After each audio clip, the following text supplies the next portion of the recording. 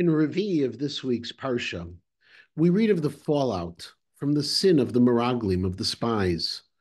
The Jews realize the terrible choice they had made, and they tried to do tshuva and then return to their journey towards Eretz Yisrael. But HaKadosh Baruch Hu tells them, no, that's not possible. Vayomer Hashem Elai, emor lahem lo ta'alu. God tells Moshe Rabbeinu to tell the Jewish people that they, that generation, will not be going up.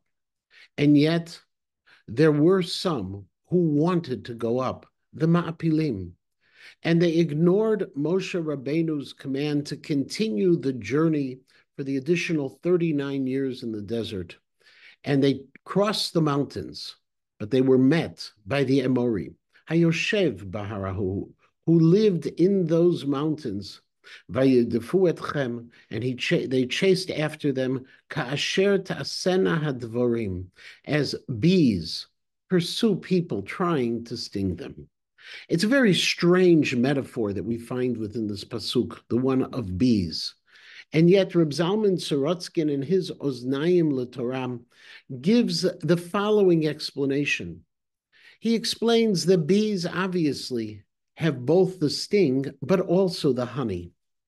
In order to extract the honey, the beekeeper smokes the beehive, the bees leave, and the beekeeper is able to safely extract that sweetness.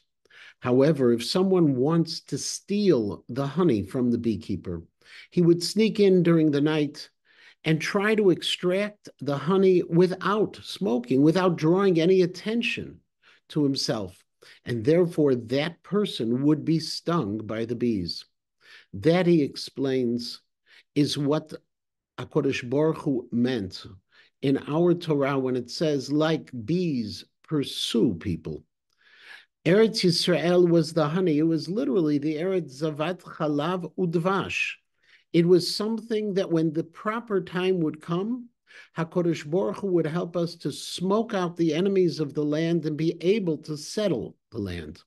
However, these mapilim, these people who refused to accept their punishment, were like thieves in the night trying to steal the honey. And the only thing that came of them was that they were stung by the bees. They suffered the punishment and were killed, despite their attempts to be able to enter the land. That's when the Jewish people ultimately understood they would need to continue to wander, Vanefen, Vanisa Hamidbara, and they turned and they journeyed back into the desert, which is the way our Aliyah ends.